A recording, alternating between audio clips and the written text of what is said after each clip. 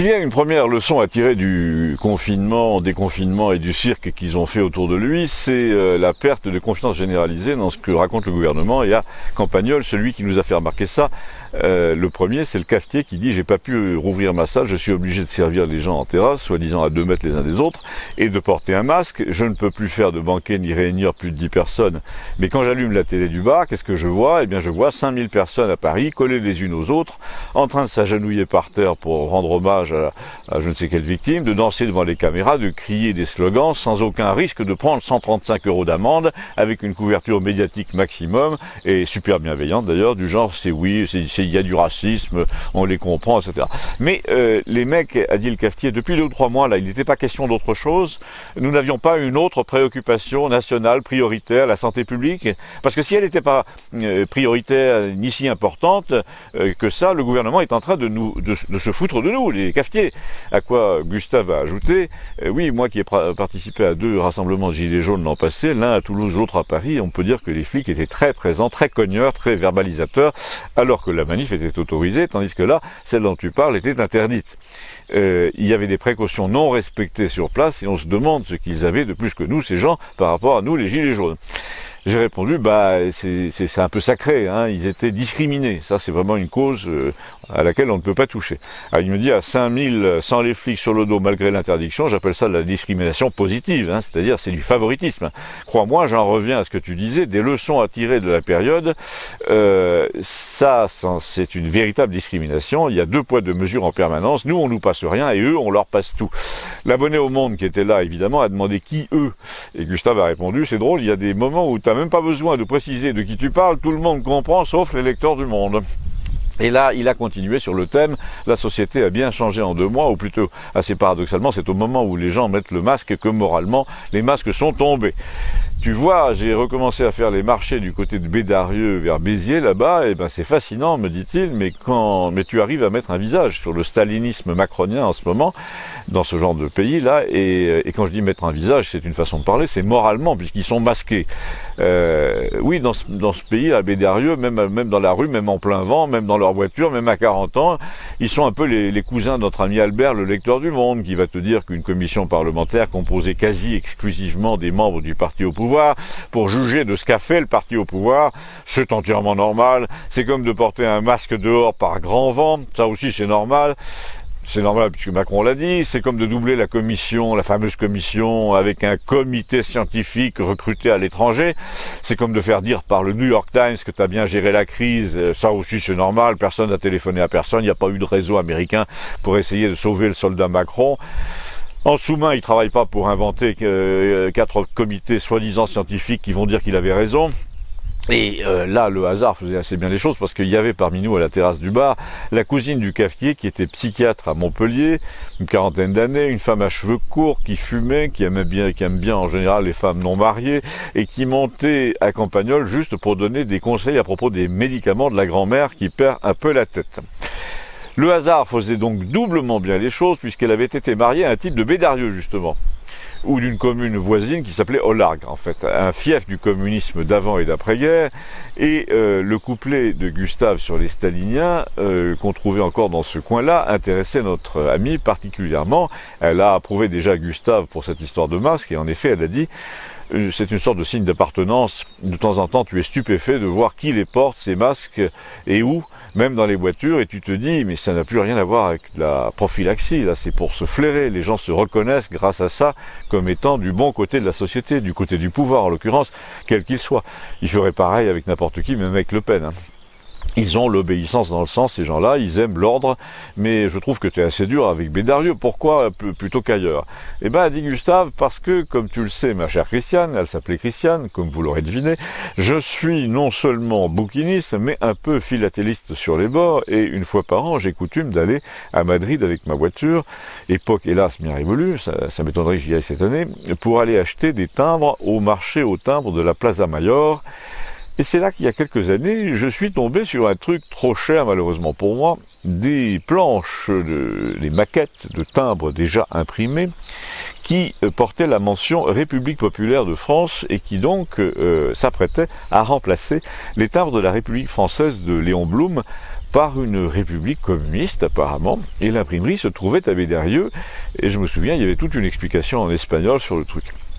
Notre psychiatre s'est amusée de la chose et puis elle est revenue sur les réflexes mentaux liés au confinement et elle a dit plusieurs trucs passionnants. D'abord que pendant les épidémies dans l'histoire, on n'enferme pas les gens sains contre les malades. Dans la totalité des cas historiques, c'est exactement le contraire. On met les lépreux dans des léproseries, sur des îles, dans des quartiers spéciaux. Les pestiférés aussi ont leur lieu propre, tandis que là, les enfermés sont les gens sains. Et ils vont donc avoir tendance à se soupçonner les uns les autres, à se protéger exagérément. Donc première source de névrose, par exemple dans une famille, tu es partagé entre le désir d'embrasser tout le monde et la crainte d'embrasser ceux qui travaillent dans un commerce. Et là, c'est un désastre psychologique. Mais là où Gustave a entièrement raison, nous a-t-elle dit, c'est pour la commission d'enquête. En fait, je crois que notre président est un authentique pervers narcissique, ce qu'on appelle un manipulateur. Et parmi les choses qui manipulent, il n'y a pas seulement les gens, il y a surtout les faits. Le pervers manipulateur est très peu sûr de lui, donc il y a un truc pour lui qui est hyper important, c'est qu'il ne doit pas montrer ses doutes et ses erreurs. Donc c'est monsieur je sais tout. Et là, comme en épidémiologie, il ne savait rien, il s'est entouré de gens dont il pensait qu'ils savaient tout, ce qui est une manière d'avoir raison par procuration, sauf qu'ils se sont tous trompés, donc il a tort par procuration en ce moment, et il déteste avoir tort. Donc, pour avoir raison quand même, il va te nommer un comité, un de plus, qui va avoir pour mission de lui donner raison, de le disculper, ce qui veut dire plein de choses pour le futur. On était tous là un peu suspendus à ses lèvres pour le futur, évidemment. Elle a dit, ça veut dire qu'il n'a aucune confiance déjà dans sa propre commission parlementaire, qui est faite pour le blanchir. Sans ça, il la doublerait pas par un comité assez obscur, recruté à l'étranger. Il ne ferait pas chanter d'ailleurs ses louanges par le New York Times. Je suis désolé, a dit à l'abonné au Monde, mais vous dites là pour le blanchir, il n'a pas à être blanchi, il est président, il a des ministres, c'est pas lui qui décide, il a justement délégué ce soin à des médecins, c'est pas pour rien.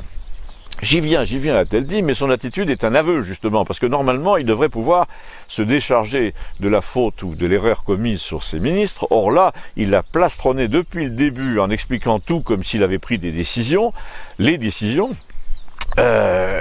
tout seul, et à mon avis, évidemment, c'est le cas, parce que ce genre de type ne délègue jamais rien.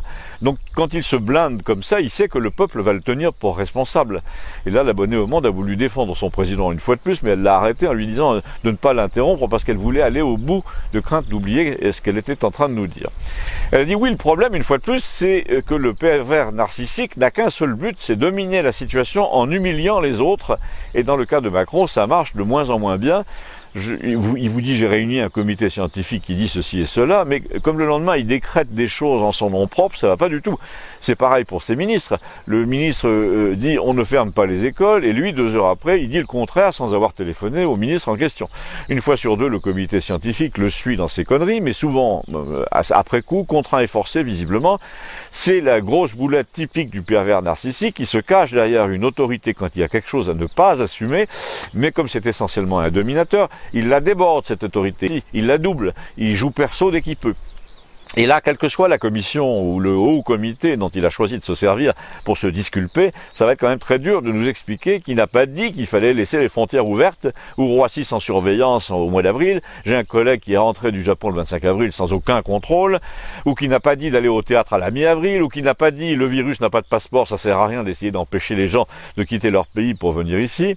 Alors résultat, 1 mois après, personne n'avait le droit de quitter son département et la frontière était pratiquement au bas de chez toi, au coin du square voisin où tu n'avais pas le droit d'entrer.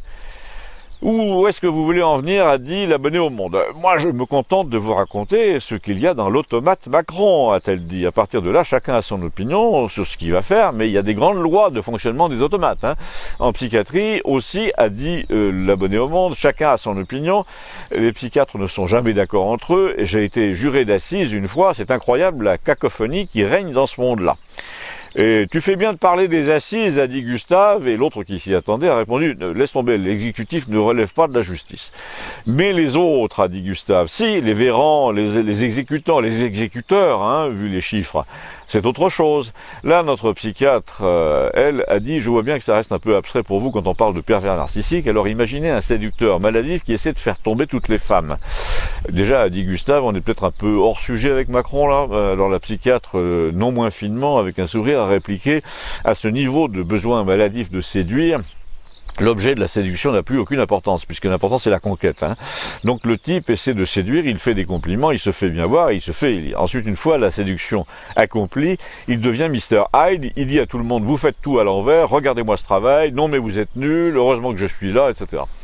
Parce que le but du jeu, c'est de se faire mousser lui. Et quand vous voyez son histoire de grand débat, là, c'est exactement ça. Avec tous les moyens de l'État, il s'est fait mousser pendant 2 mois à titre perso. Il a dit à tout le monde, je vous en veux pas, vous n'avez pas compris, ou bien encore pire, il a dit, je vous félicite, vous avez compris où je voulais en venir, j'ai un plan, j'ai une direction. Alors on a un exemple fameux, a-t-elle dit, c'est le tennisman Henri Lecomte. N'importe quel psychiatre en a fait le tour de ce type le jour où il a dit en perdant à Roland-Garros, j'ai perdu mais je vous félicite, vous avez compris mon jeu. Ça veut dire, malgré la défaite, j'ai eu raison, l'histoire me donnera raison, etc. En tout cas, a dit Gustave, le problème avec les gens qui sont moussés comme ça, c'est qu'une fois que ça mousse plus, il reste rien. Eh bien, heureusement pour lui, a dit la psychiatre, et malheureusement pour nous, le hasard lui sert des crises à répétition pour se faire mousser, exactement comme dans les rapports amoureux un peu houleux des pervers narcissiques. Il y a un moment où la fille, et là c'est le peuple français, traité par-dessus la jambe, dans le genre vous êtes nuls, heureusement que je suis là, finit par dire j'en ai marre, et c'est la rupture. Là, socialement, on n'en est pas très loin, et quand tu rapportes, a-t-elle dit à Gustave, la situation actuelle à celle du pervers narcissique qui a été largué, eh ben, notre monsieur, le chef de l'État, là, va essayer n'importe quoi pour recoller les morceaux. Il te dit, par exemple, j'ai changé, on va tout recommencer, je vais me réinventer, je vais refonder. Mais en fait, il a déjà dit à des journalistes récemment, en petit comité, qu'il allait relancer le chantier des retraites et celui de l'indemnité de chômage. Parce que le pervers narcissique, qui s'est fait larguer, son seul but, c'est de recoller les morceaux pour montrer qu'il n'a jamais eu tort. Il n'a jamais rien dit. Il n'a jamais dit ça, on l'a mal compris, etc. Se réformer lui-même est beaucoup moins important, puisque par définition, il est parfait et supérieur à tout le monde, donc pourquoi changer? Donc, si tu veux savoir ce que Macron nous réserve, tu interroges n'importe quelle fille qui a rompu avec l'un de ces types qui ne pensent qu'à leur image, ces filles qui sont obligées de changer de ville pour ne plus avoir le pervers narcissique sur le dos. Et là, tu peux adapter, hein, elle parlait à Gustave, mais ce genre de mec, c'est des poisons. On ne peut plus marcher quand on ne peut plus marcher dans leur sens, ils vont jusqu'à lancer des campagnes sournoises pour discréditer ceux qui ne les aiment plus. Là, Macron, c'est pareil, il est exactement comme les manipulateurs qui essayent de compromettre les filles qui se sont écartées d'eux auprès de leur employeur, par exemple, ou de leur famille, en racontant n'importe quelle calomnie dans leur dos. En les harcelant sur les réseaux sociaux, il fait la même chose à la France en ce moment. Il y a des gens qui harcèlent pour lui sur les réseaux sociaux. Quand tu vois surgir des comptes sur Twitter qui te contredisent un peu lourdement, qui chantent ses louanges très lourdement sur le plan médical notamment, et qui ont 4 abonnés et des comptes qui ont été créés avant-hier, c'est signé. Il y a des gens qui font signer aussi sur lui de bons articles dans le New York Times et tous les journaux à la dévotion d'une même famille de pensée, et LCI en fait des tonnes sur la bonne image qu'il a aux États-Unis. Tout ça, c'est des médias vendus à la famille Clinton, et si la France s'écarte de lui, il va calomnier son pays auprès de ses ennemis, de ses voisins. Il le fait déjà dans les journaux étrangers à chaque interview depuis 2 ans. Et alors je lui ai demandé, mais tu vois la suite comment, toi? Je la tutoyais, hein, comme Gustave, je sais pas pourquoi, alors que le type de monde, non, elle le connaissait depuis aussi longtemps que nous, mais c'était le vouvoiement. Elle nous a dit, psychiatriquement, pour rendre les choses simples, il y a évidemment, on peut imaginer une version Napoléon, les 100 jours, mais je ne crois pas qu'il soit à la hauteur de la campagne de Russie et de Waterloo. On imagine mal Napoléon faire écrire un article favorable dans la presse étrangère pour amadouer l'opinion française. Et puis de toute façon, ça finit à Sainte-Hélène, nous a-t-elle dit. Non, moi je vois, nous a-t-elle dit, avec humour quand même, que ça va finir comme un sketch de Palmade, le Scrabble. Tu sais, quand le père de famille, assez odieux, de mauvaise foi, qui rabaisse tout le monde parce qu'il veut gagner, un monsieur, je sais tout, un de plus, finit par brouiller toutes les lettres pour ne pas se rendre à l'évidence qu'il a perdu la partie. Eh bien, s'il interrompt la partie, notre ami Macron, plutôt que d'admettre qu'il a perdu, ça ressemble bien au confinement général qu'on nous a infligé, qui ruine l'économie, alors que les 3/4 du pays n'avaient jamais vu de virus. Gustave a dit, les gens sont quand même idiots en effet de s'être laissés embobiner comme ça. Le principe, nous a-t-elle dit, du pervers narcissique, c'est ça justement. Il est charmant jusqu'au moment où tu t'écartes de lui, et là, paf, c'est 135 € pour tout. Respirer, se promener, avoir servi de la bière au comptoir, avoir défilé en gilet jaune. Alors là, j'ai demandé, mais tu conseilles quoi à tes patientes en général quand elles sont dans le cas de la dépendance avec leur ex? Ben déjà, je leur conseille de ne pas croire que c'est leur faute. Ce n'est pas la faute de la France si on en est là. Les médias sont en plein, eux, dans l'attitude de la victime complice à l'égard du pervers narcissique, ils disent c'est bien les Français, ça on ne peut plus rien faire, on peut rien en faire, pardon, incorrigible, raciste, etc. Donc quand on parle des collabos médiatiques, on n'a pas tort. Les médias qui disent en ce moment que c'est bien la faute des Français s'ils sont gouvernés par des névrosés sont objectivement les complices de leur bourreau. Ils disent le président était charmant au début, c'est vous qui l'avez rendu méchant, vous n'avez pas su comprendre sa démarche, son jeu comme Henri Lecomte. Et alors le conseil que tu nous donnes, lui ai-je dit, le conseil pour un particulier ce serait de fuir, mais la France n'est pas un particulier. Et alors l'autre technique qui marche, nous a-t-elle dit, qui marche très bien, c'est l'affrontement. Le pervers narcissique a horreur qu'on le poursuive avec un porte-voix pour clamer ses turpitudes. Dans une entreprise, quand il y a un problème de ce genre, moi je conseille les pancartes, la publicité faite à la malveillance du chef de service. On en revient toujours aux mêmes solutions. C'est le « on est là » des gilets jaunes. Quand on lui dit qu'on est prêt à se battre, le pervers narcissique recule toujours et se barre souvent. Eh ben, dit Gustave, on va s'en souvenir. Hein. Il a cherché du regard l'abonné au monde, mais il était parti, comme Judas. À bientôt, merci.